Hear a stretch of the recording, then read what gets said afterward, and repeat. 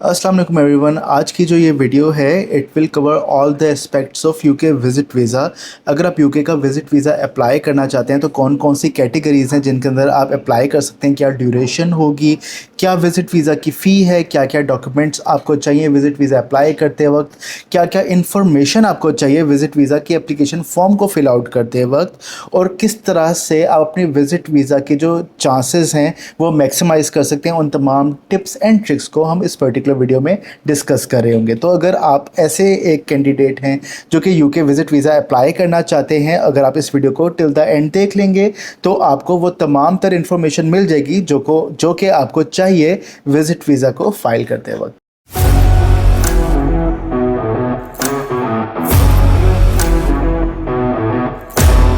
सबसे पहले हम यूकेवीआई की वेबसाइट के ऊपर जाते हैं और हम देखते हैं कि क्या क्या कैटेगरीज़ हैं जब हम विज़िट वीज़ा को फ़ाइल कर रहे हैं, उनकी फ़ी क्या है और क्या क्या इन्फॉर्मेशन रिक्वायर की गई है फ्रॉम दी एप्लीकांट, और वो क्या एक्सपेक्ट करेंगे, क्या इन्फॉर्मेशन एक कैंडिडेट ने दी हुई होगी अपने फॉर्म के अंदर while filing the visit visa. तो अब हम ये यूकेवीआई की ऑफिशियल गवर्नमेंट की जो वेबसाइट है स्टैंडर्ड विजिटर वीज़ा की, उसके ऊपर हम आ चुके हुए हैं। सबसे पहले हम देख लेते हैं क्या क्या कैटेगरीज़ हैं जिसके अंदर आप एक वीज़ा को फ़ाइल कर सकते हैं विज़िट कैटेगरी के अंदर।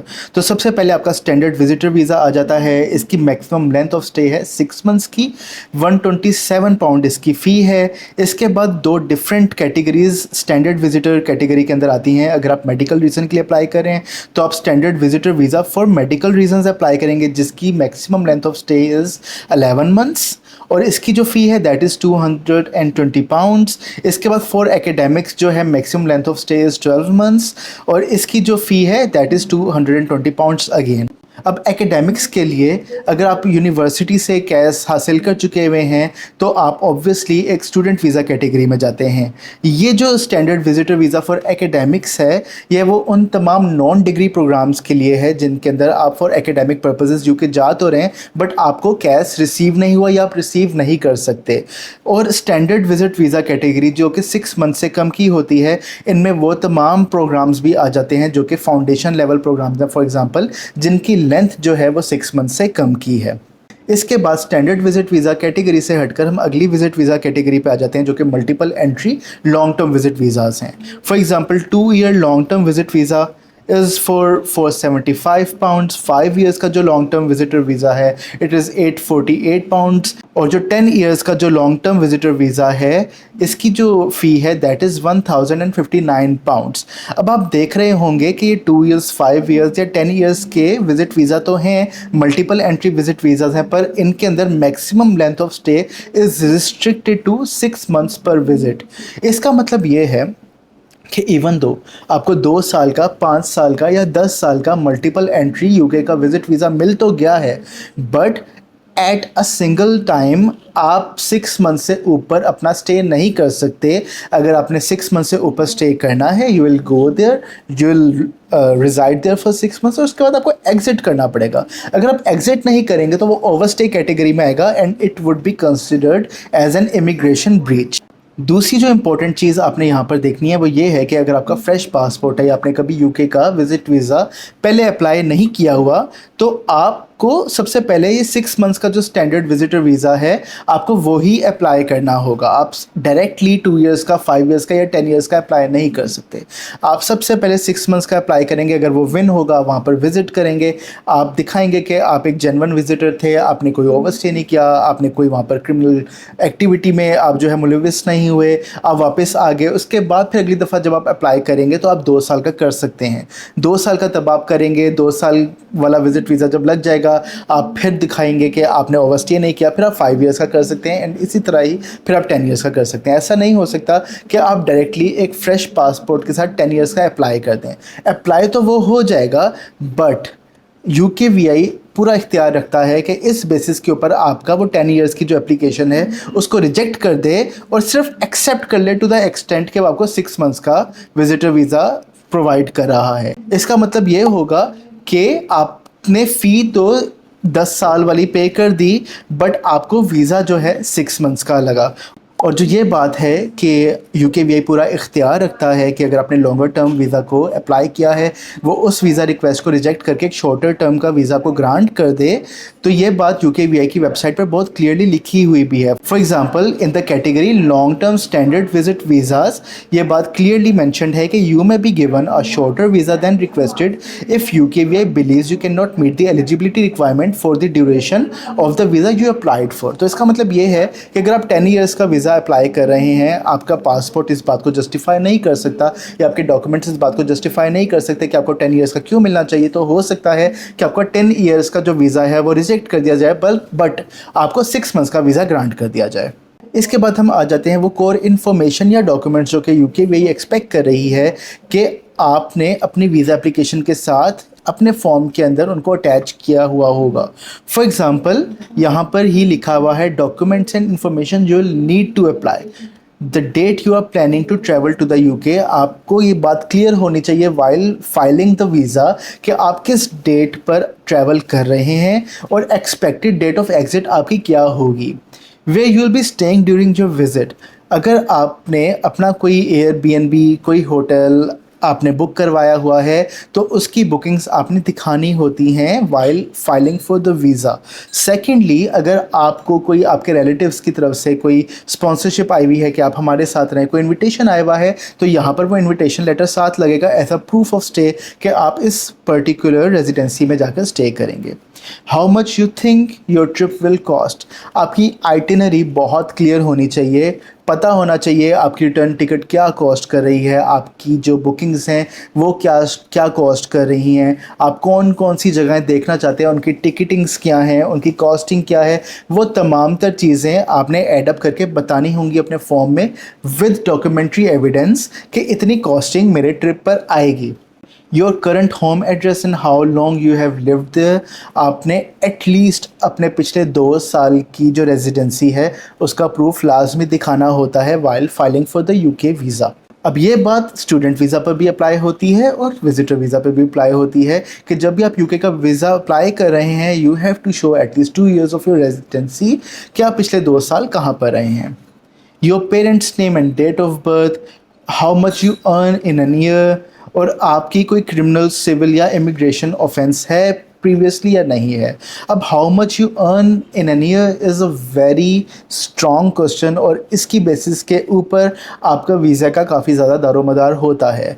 आपने सिर्फ ये नहीं दिखाना होता कि आप कितना अर्न कर रहे हैं, आपने ये भी दिखाना होता है आपके एक्सपेंसेस कितने हैं, आप सेव कितना कर रहे हैं, और इस बात के ऊपर आपने दिखाना होता है। अच्छा, फॉर एग्ज़ाम्पल आपकी साल की सेविंग 10 लाख रुपया थी, तो क्या आप 10 लाख का 10 लाख यूके विजिट वीज़ा पे लगा देंगे? तो आपने एक लिंक ड्रॉ करना होता है जिसके अंदर आपकी एनुअल सेविंग से कम आपकी जो है ट्रिप की कॉस्ट आ रही हो। अदरवाइज़ जो केस प्रोसेसिंग ऑफिसर है उसको लगता है कि इस बंदे ने पूरे साल में एक सेविंग की और वो एक ट्रिप पे उड़ाने जा रहा है। तो इस चीज़ से आपका जो केस प्रोफाइल है वो वीक हो जाता है और आपके वीज़ा के रिजेक्शन के चांसेस आ जाते हैं।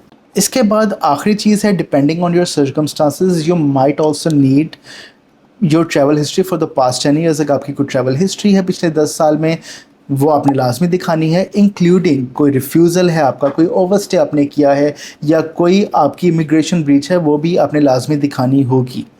योर एम्प्लॉयज़ एड्रेस, अगर आप यहाँ पर जो है काम कर रहे हैं पाकिस्तान में या पाकिस्तान से बाहर आपकी कोई रिमोट जॉब है, ऑब्वियसली आपने अपने एम्प्लॉयर की इन्फॉर्मेशन देनी होगी in order to fortify your application, अपनी एप्लीकेशन को मजबूत बनाने के लिए कि आपकी जॉब है, आप वहाँ पर भागने नहीं जा रहे और उस जॉब से आपको एक रीज़नेबल अर्निंग भी आ रही है। योर पार्टनर्स नेम, अगर आपकी शादी हुई भी है, आपके कोई बच्चे हैं, तो उन तमाम आपके डिपेंडेंट्स की भी इंफॉर्मेशन यहाँ पर आएगी, चाहे बेशक आप उनके साथ अप्लाई कर रहे हों या ना अप्लाई कर रहे हों।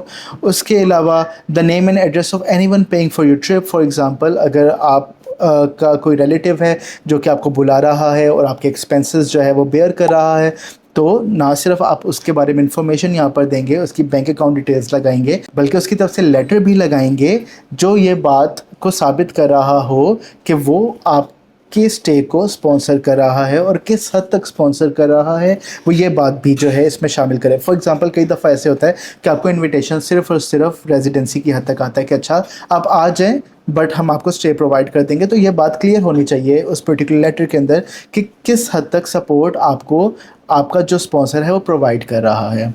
इसके बाद the name, address and passport numbers of any family members you have in the UK. अगर कोई आपका फैमिली मेम्बर है यूके के अंदर तो आपको उसकी भी इंफॉर्मेशन प्रोवाइड करनी है।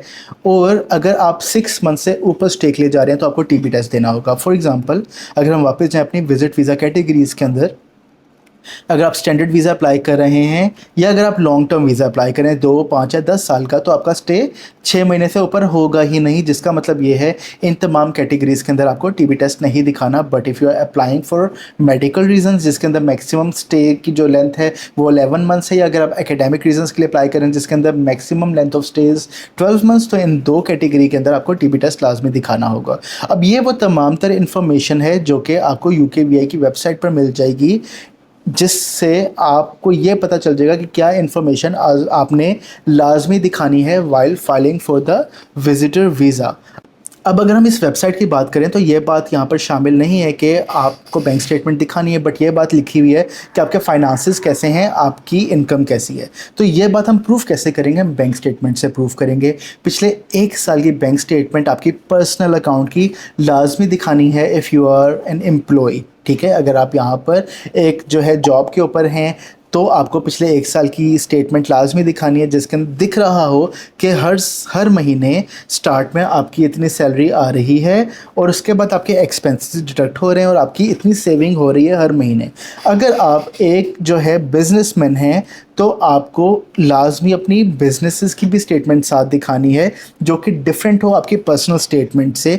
पर्सनल स्टेटमेंट इस बात को साबित कर रहा होगा कि आपकी पर्सनल इनकम कितनी है, आपकी पर्सनल सेविंग कितनी है, और बिज़नेस की जो स्टेटमेंट्स हैं वो इस बात को साबित करती हैं कि आपके बिजनेसेस कैसा रन कर रहे हैं।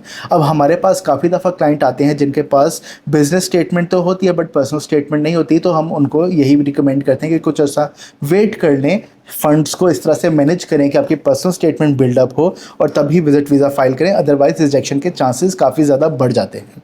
इसके बाद हम सेकंड चीज़ के ऊपर आ जाते हैं। Again it is related to finances and your proof of income, that is your tax returns. हम रिकमेंड अपने क्लाइंट्स को करते हैं कि पिछले 3 साल के टैक्स रिटर्न्स आप लाजमी दिखाएं। इससे आपका ईयर ऑन ईयर ग्रोथ साबित होता है, चाहे बेशक वो बिज़नेस साइड से हो, चाहे बेशक आपकी जो एम्प्लॉई इनकम है उस साइड से हो। और ये अगर आप डॉक्यूमेंट्स दिखाएंगे तो आपकी फाइनेंसेस जो हैं वो काफ़ी ज़्यादा सेट हो जाएंगे। बट ये चीज़ लाजमी आपने अपने पास जो है नोट कर लेनी है कि आपकी बैंक स्टेटमेंट जो है वो आपकी टैक्स रिटर्न के साथ डिस्क्रिपेंसी क्रिएट ना कर रही हो। फॉर एग्जांपल, आपकी बैंक स्टेटमेंट में आपको काफ़ी ज़्यादा पैसे आ रहे हैं जा रहे हैं, बट आपकी जो टैक्स रिटर्न है वो आपने टैक्स बचाने के पर्पज़ से कम दिखाई हुई है।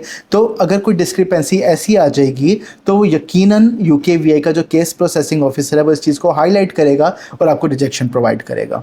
इसके बाद हम एंसिलरी डॉक्यूमेंट्स के ऊपर आ जाते हैं जो कि इतने ज़रूरी नहीं है, बट अगर आप दिखाते हैं तो आपका जो केस है वो मजबूत हो जाएगा। फॉर एग्जांपल, इंश्योरेंस अगर आपके पाकिस्तान में है, कोई एसेट्स आपके पाकिस्तान में हैं, मूवेबल या इमूवेबल लैंड है या गाड़ियां हैं, तो ऑब्वियसली इससे आपके जो टाइज़ हैं पाकिस्तान से वो मजबूत हो जाते हैं।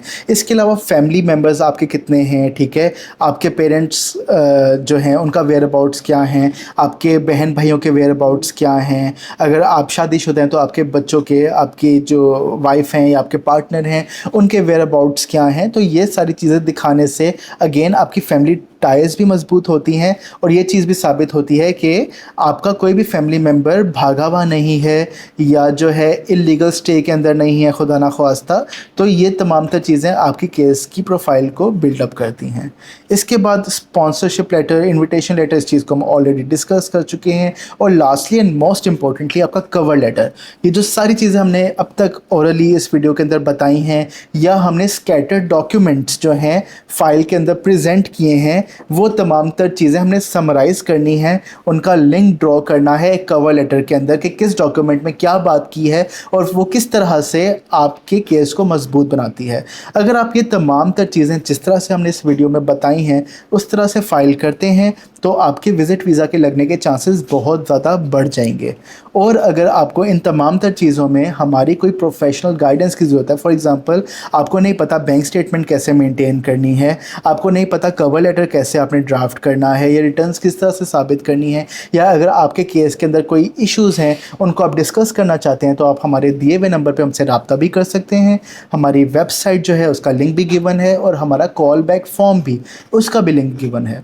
तो आप हमसे इन वेन्यूज़ के थ्रू हमसे रब्ता कर सकते हैं, और हमारी जो टीम है वो आपको इस चीज़ के ऊपर प्रॉपर गाइडेंस प्रोवाइड करेगी कि आपके केस में एक विज़िट वीज़ा हमें कैसे फ़ाइल करना चाहिए। बहुत शुक्रिया।